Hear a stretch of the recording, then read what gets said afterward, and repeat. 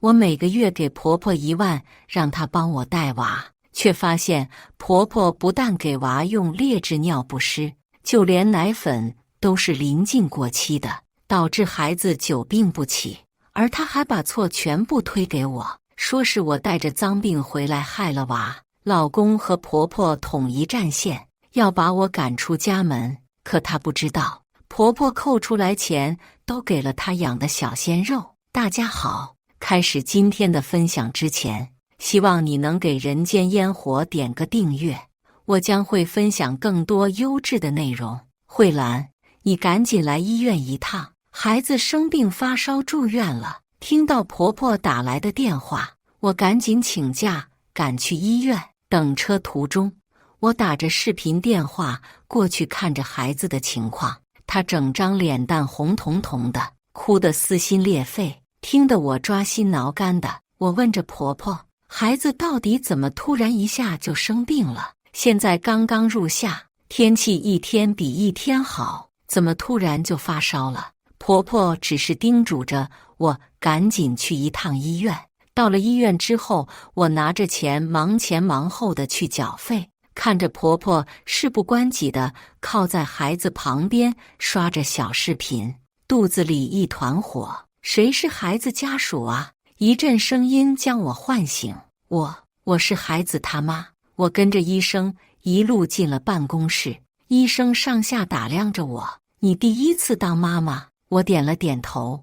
你们这些年轻人工作当然要紧，但孩子也不能忽视啊。他这次感冒是因为吃坏了什么东西拉肚子导致的，你回去好好看看，是奶瓶没清洁到位吗？还是什么东西过期了？孩子哭的那才叫一个伤心呢。我谢过医生，走出了门。我每个月都给婆婆1万，让她帮我带孩子。奶粉也是我亲自买的，奶瓶也有专门的消毒机器。怎么说拉肚子就拉肚子了呢？婆婆关切地问着我。医生说怎么一回事？在家好端端的就又哭又闹的。我最开始还以为她饿了，搞半天原来是拉肚子了。好在送医及时，打了1针之后便睡去了。这会也不哭不闹的，去拿了1点药之后，便带着孩子回去了。到家之后，我里里外外地检查着这些奶粉奶瓶。奶瓶我一次买了10个在家备用，都是大牌，没有爆出什么不好的新闻。我看了看还未曾盖盖子的奶粉，质问着婆婆，这是平常给她喝的奶粉吗？婆婆点了点头。我往罐子里看了一眼，里面夹杂着一些黑的带翅膀小虫，瞬间眉头紧皱。妈，这里面有虫啊，孩子吃了不拉肚子才怪。婆婆一脸无辜地说道。她今天不是在这哭吗？我以为她饿了，赶紧给她兑的奶粉，可能太着急了，有几只虫飞了进去。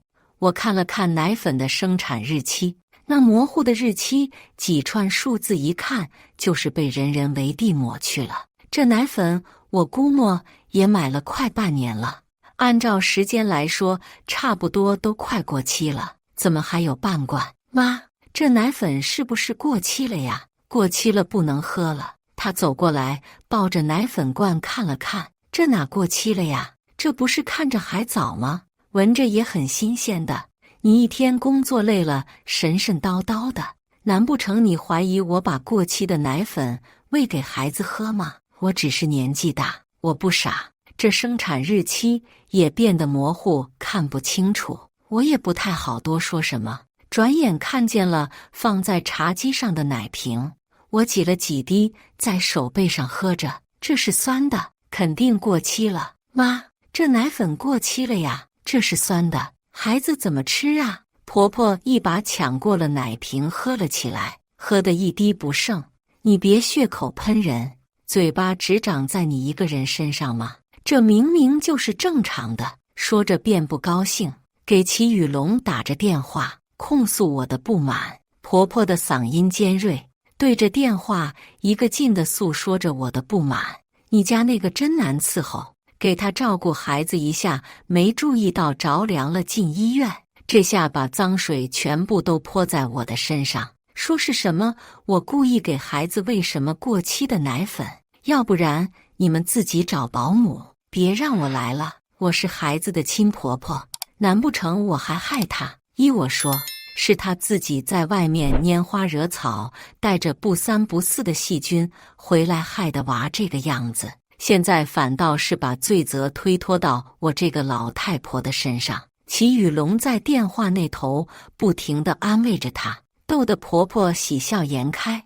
我在一旁站得里外不是人，但事实就摆在眼前，这奶粉分明就是坏掉过期了。齐雨龙难得回家一趟，婆婆做了满汉全席，好好服侍着她。她对着我指指点点，把我对她的不满都添油加醋地形容给齐雨龙一遍，还说着让我做事一定要拿出证据。齐雨龙抱着那奶粉罐看了又看，毕竟那生产日期早已磨花，看不出来个什么名堂。最后剩的一些奶也都被婆婆喝干净了，哪还能知道过没过期？齐雨龙帮衬着婆婆，对着我说着：“你也是的，妈她一天天不辞辛苦的帮我们照顾孩子，你就多多体谅体谅她吧。她年纪大了，有时候做事是容易不小心。这孩子呢，没我们想象的那么脆弱的。你一天也别疑神疑鬼的想这么多。”我怒火中烧，到时候万一孩子真出什么事了，可有你哭的。我可给妈了1万块钱的，这些奶粉我都是预估好了的，明明就是过期的，要不然我现在给你兑一杯。说干就干，我火速地兑好了一杯，放在齐雨龙的面前，喝吧，喝了才能堵住你的嘴，不然什么都是我的错。齐雨龙喝了一口，神情扭曲，不知道该用什么表情面对我跟婆婆。婆婆也意识到了问题的所在，真坏了，过期了呀。齐雨龙尴尬地点了点头，婆婆拍了拍自己的脑门，那我可真是老糊涂了，这奶粉竟然过期了。没事，这孩子不是好好的吗？就是要从小锻炼锻炼，以后身体才不会差。也不知道婆婆哪来的歪道理，竟然安慰着自己。孩子的啼哭声传来，掐着时间，应该是要换尿不湿了。我转头进屋，拿出尿不湿，一股劣质产品的味道涌入我的鼻腔。这尿不湿怎么变成这个样子了？我当时可是做了充足的功课，选了最好的。我拿着尿不湿里里外外的看着，才发现这只是跟原版很类似，根本就不是我之前那个。一想到之前婆婆说什么去集市买什么打折的尿不湿，我脑瓜子嗡嗡的。妈，你什么时候给孩子买的这种尿不湿啊？婆婆不以为然地看着我，早就买了，快半年了。我还不是看你们工作太辛苦了，养这个孩子就是一个消耗品，还用那么贵的尿不湿。我们小时候啊，都是用尿布循环使用，现在时代好了，还是一次用的，真是贵气。难怪我说这孩子每次都红得不成样子，感情是用了劣质的尿不湿。我强压着怒火，我不是都买了那么多放在家里了吗？其他的尿不湿呢？怎么没见着？婆婆心虚了，她不敢直视我的眼睛。你说话呀，妈，你把其他的扔哪去了？那些很贵的呀。婆婆瞪了我一眼，知道贵你还买？那些我二手卖出去了。你要干什么？卖出去了？你很缺钱吗？你要倒卖孩子的贴身物品？我可是给了婆婆1个月1万块钱，随便她怎么挥霍。这孩子身上穿的、吃的、喝的都是我另外再拿钱，1个月天天吃肉也都还有剩的。她缺什么钱？她能缺什么？更何况有时候齐雨龙还要悄悄地给她转钱过去。我每逢节假日也会带她出去买新衣服。齐雨龙见气场不对，便柔声地安慰我：妈，她年纪大了，有自己想买的东西，也不好跟我这些做孩子的说，可能是有什么难言之隐。你先别这样咄咄逼人，听妈说说。我笑了笑，什么时候就成我咄咄逼人了？孩子本来我都没想要过，是你们自己说的想要孩子，是妈说的想抱一个孙子。我说孩子要来不好吧，现在搞出这档子事，妈有什么难言之隐？在外面要是打麻将打牌输钱了，告诉我一声不就完了？犯得着吗？婆婆也跟我不对付，觉得我揭开了她的伤疤。你爱生不生，我们老齐家有的是人生。我看了看齐雨龙那圆得不成样子的身体，一脸的油光，满脸的胡茬，更当初谈恋爱的时候可谓是判若两人。既然你妈妈都开口说话了，那我们就离婚，孩子我自己带着养，你重新去找一个帮你生。齐雨龙脸一变，赶紧示意婆婆不要再多说什么话了，你冷静点行不行？妈只是说点气话，我知道你生气了，我们把这些过期的奶粉和劣质尿不湿扔了就是了。你给我谈什么离婚？我苦涩地笑了笑，你最开始可不是这样说的，你可是一直在维护着你妈，我跟你们好像根本不是什么一家人，我是外人。从你踏进这个门的时候，你就一直在安慰着妈，有替我想过什么吗？我围绕着孩子团团转，听到他的哭声，立马放下碗筷去照顾他。你呢？还在附和着妈是如何数落我的。你说我不三不四，说我拈花惹草，那我给你展示一下什么是不三不四，什么是拈花惹草。婆婆也在一旁撺掇着齐雨龙，让他离婚。深思熟虑之后，齐雨龙摇着头跟我说着对不起。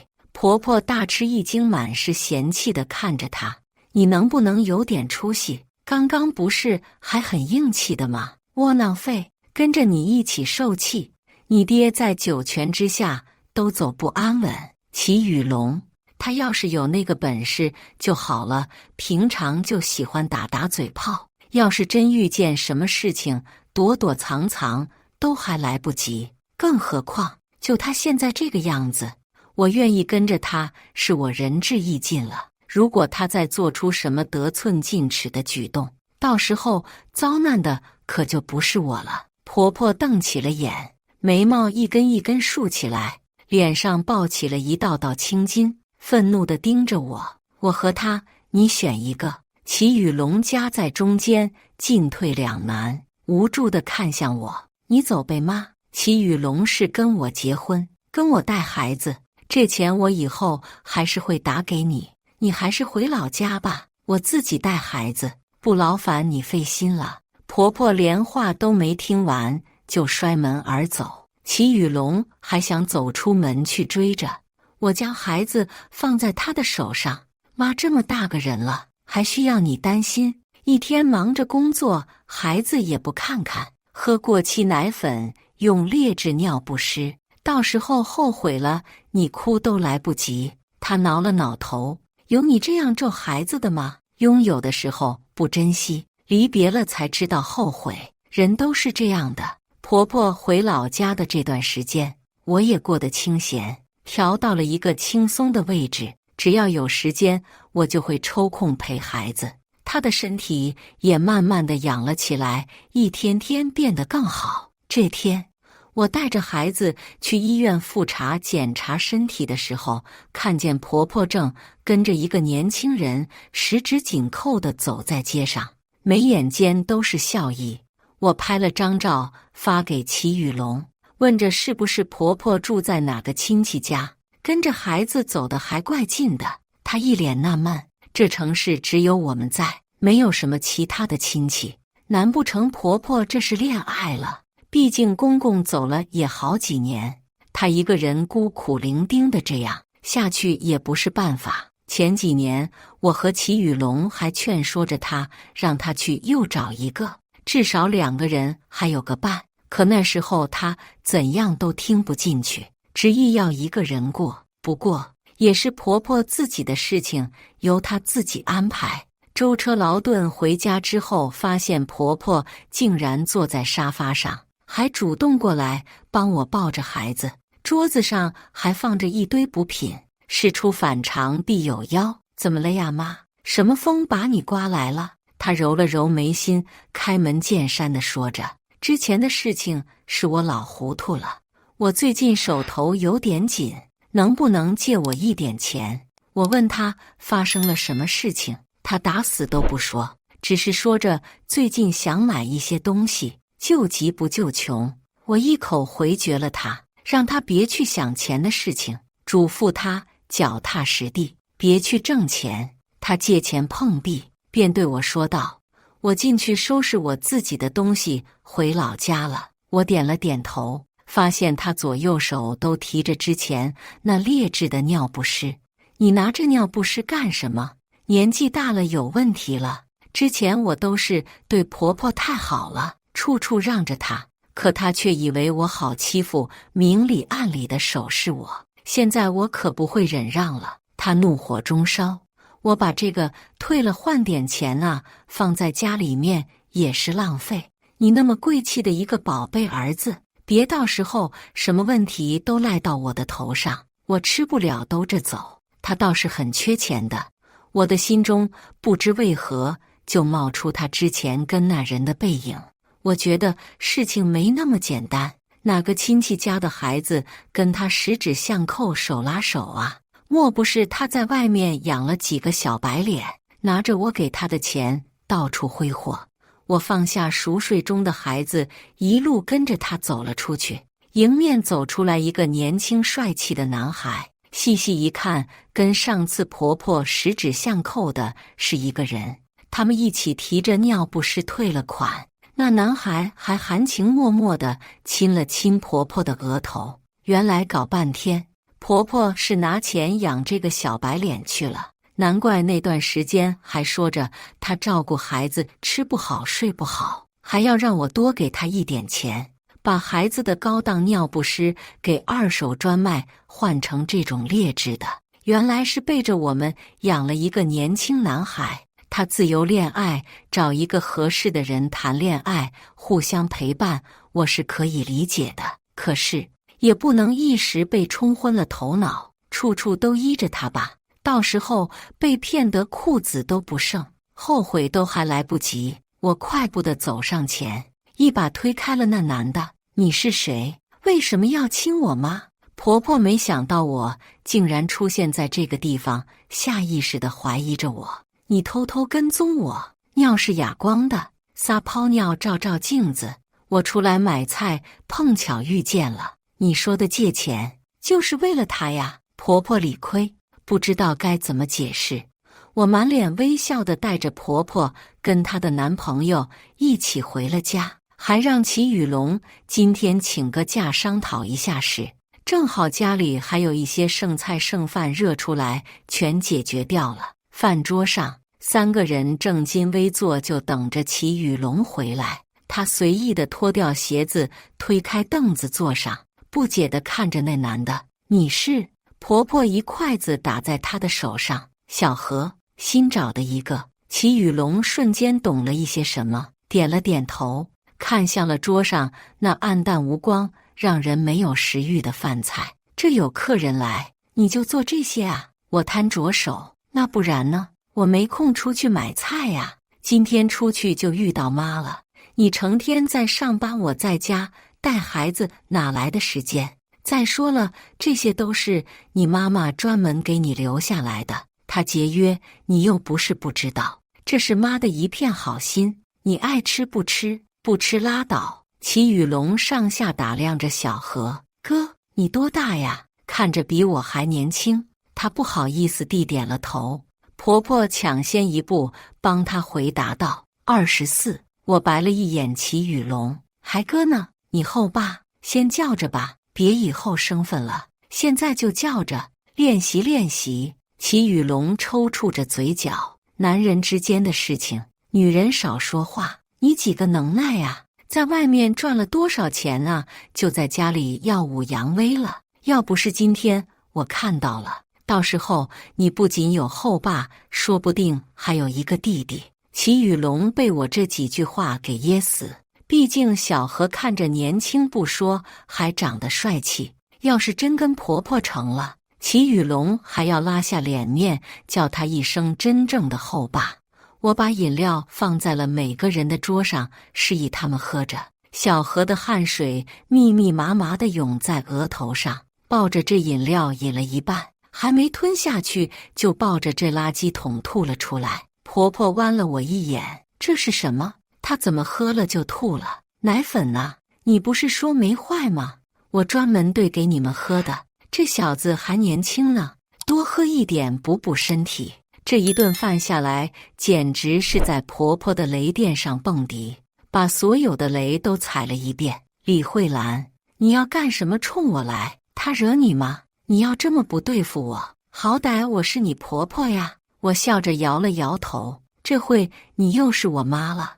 你之前怪罪我的时候，可没当过我妈，我只是看看她跟你合不合适，这点苦都吃不了，以后跟着你喝西北风坚持不下来的。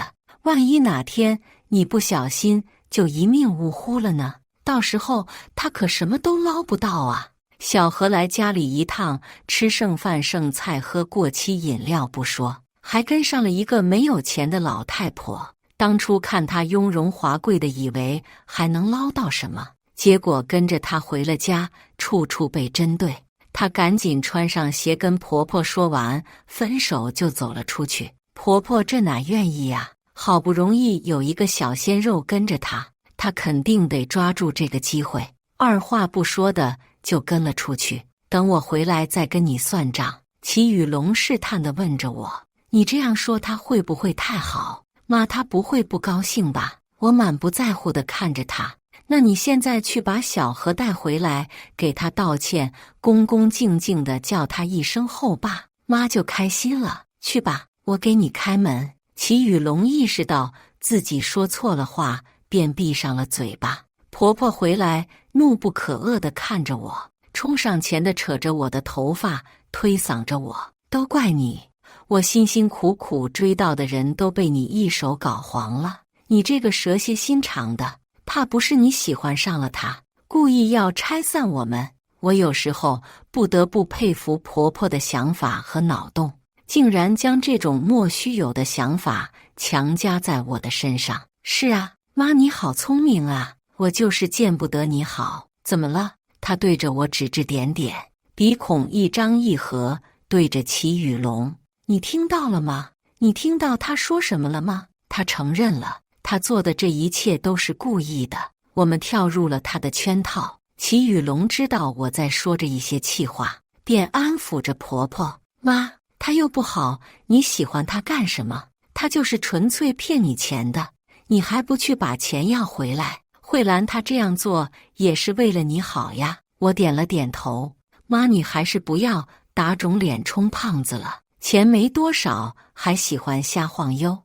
你一没上班，二退休金也不多，你这样劳累的给他花钱，吃力不讨好啊。婆婆转头看着齐雨龙，我花我儿子的，花你的了吗？你儿子他还是我老公呢，他的钱都在我这，你要是想拿，就先过了我这一关。婆婆怒不可遏，到嘴的鸭子就这样飞了。她气不过，便又厚着脸皮住进了家里。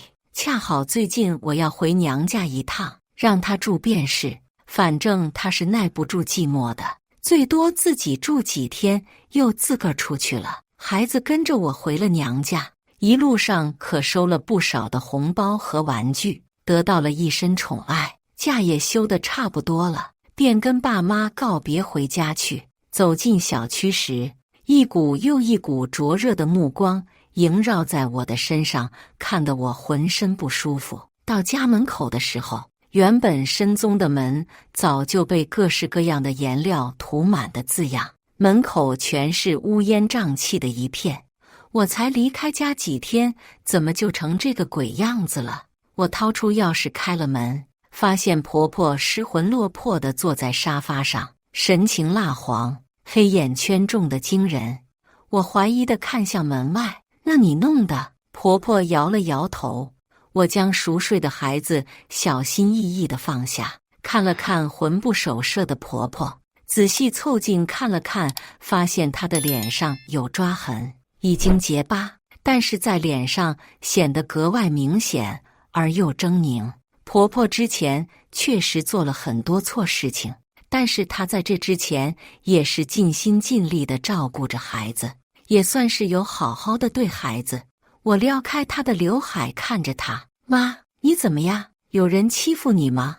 外面那些是那些人干的吗？婆婆点了点头，默认了。走啊，报警去啊！谁家好人无缘无故的在我头上蹦迪，找死啊！婆婆怎么能忍气吞声？现在在这里干坐着，还任由别人在门上乱涂乱画，再加上看着小区里其他人的神情，想必不是什么太过于光彩的事情。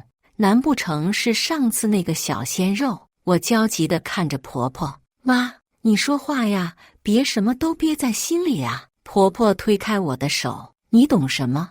我自己的事情我有分寸，用不着你管。见她如此说话，我也不再多过问，她自己的事情确实该处理清楚。我也在爸妈家吃过了晚饭，舟车劳顿，也有些困意，便带着孩子睡着了。睡梦间听到几声重重的敲门声，孩子听到这动静就开始哭个不停，我拍着他的背安慰个不停。估计是隔壁家出了什么事情，但这窸窸窣窣的声响却是从我们家门口传出来的，再加上门口被画的那些字，我将门打开看着，一个凶神恶煞的人站在我的面前。彭丹丹呢？再拿出来！彭丹丹，这不是我婆婆的名字吗？你要干什么？半夜的还让不让人睡觉了？她不听我的劝阻，自顾自地走进门来。出来呀，彭丹丹，当时找我男朋友的时候不是很能耐吗？现在怎么不说话了？等等，婆婆什么时候又找了一个男朋友？她跟那小鲜肉不是才黄吗？怎么又发生了另一档子事情？我喃喃念着男朋友，她点开手机屏保，心满意足地对着我说道：诺，他长着一张帅脸，太危险了，这不被盯上了。我的心里暗暗发笑，这不是上次带回来见面的那个小白脸？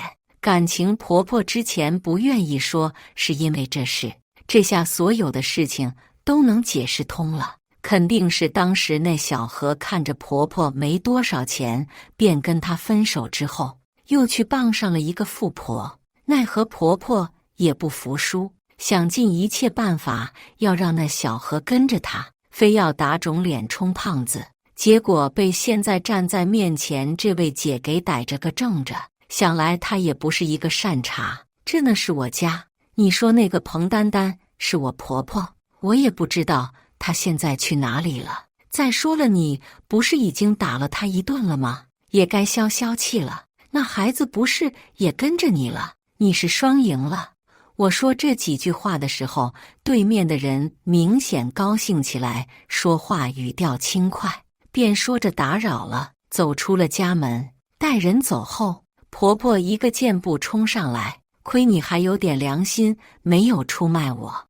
我看了看门口乌烟瘴气的一片，你想尽办法把事情处理干净，这是你自己的事情，不要扯上我。婆婆瞪着我，还不是最开始你拆散了我们，要不是没有你，我们早就步入正轨了。那小何一看就不是正经人，说白了就是喜欢富婆，只是婆婆人傻，被骗了而已。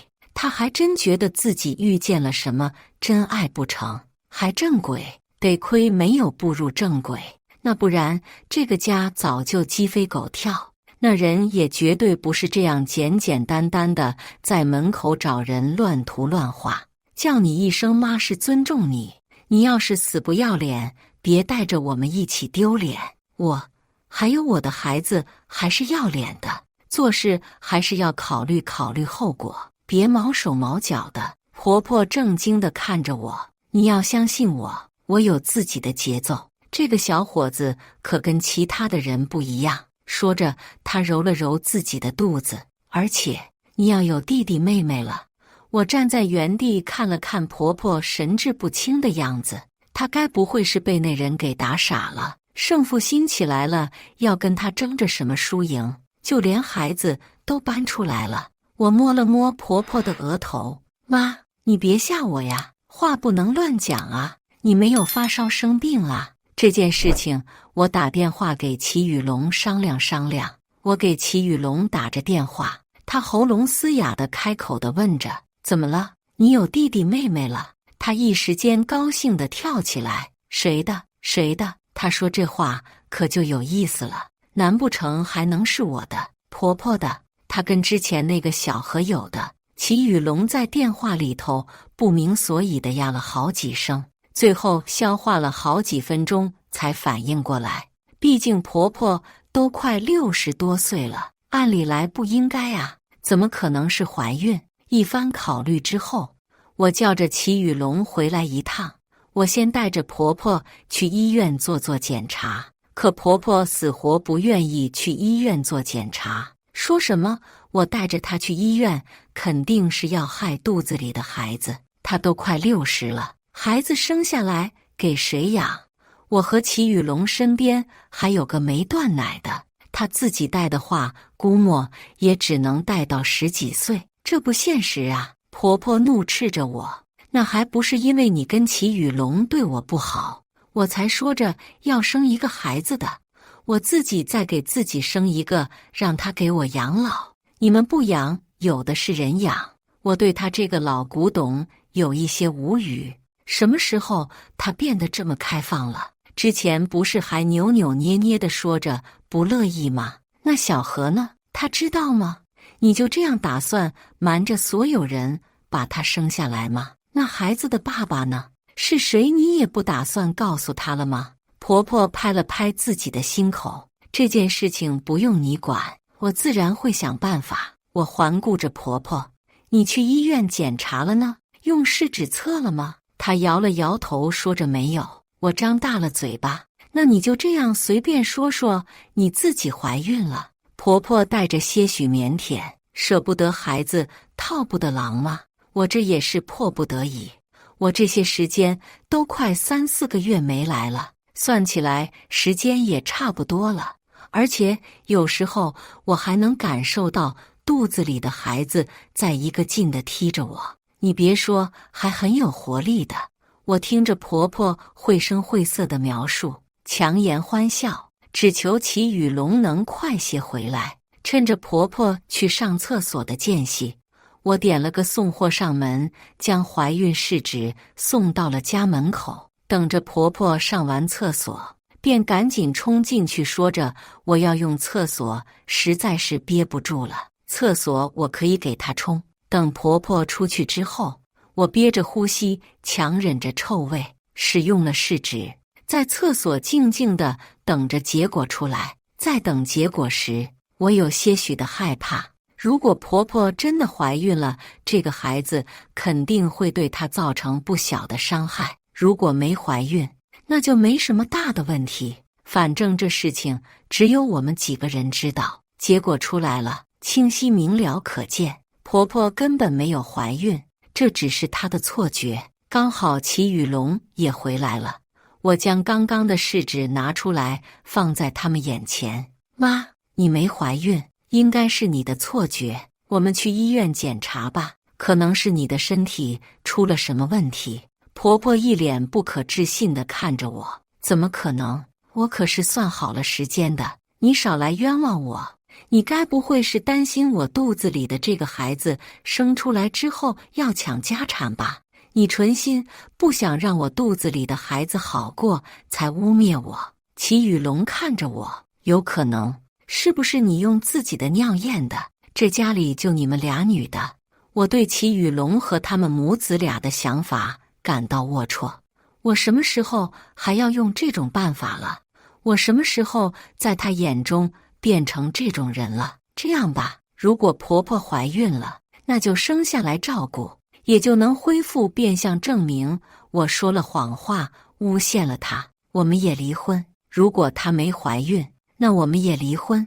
你给我一个诬陷你们的道歉和解释，有时候话说多了，我会很累的。我不欠你们家的，你们何必呢？齐雨龙一脸惶恐：“你好端端的把离婚挂在嘴边干什么呀？我对你不好吗？把钱都给你了，你看看你现在这个样子，我没有跟你提离婚就算不错了，你在这里瞎得意个什么劲？”我冷笑一声：“我让你给我钱了吗？别太给自己长脸了。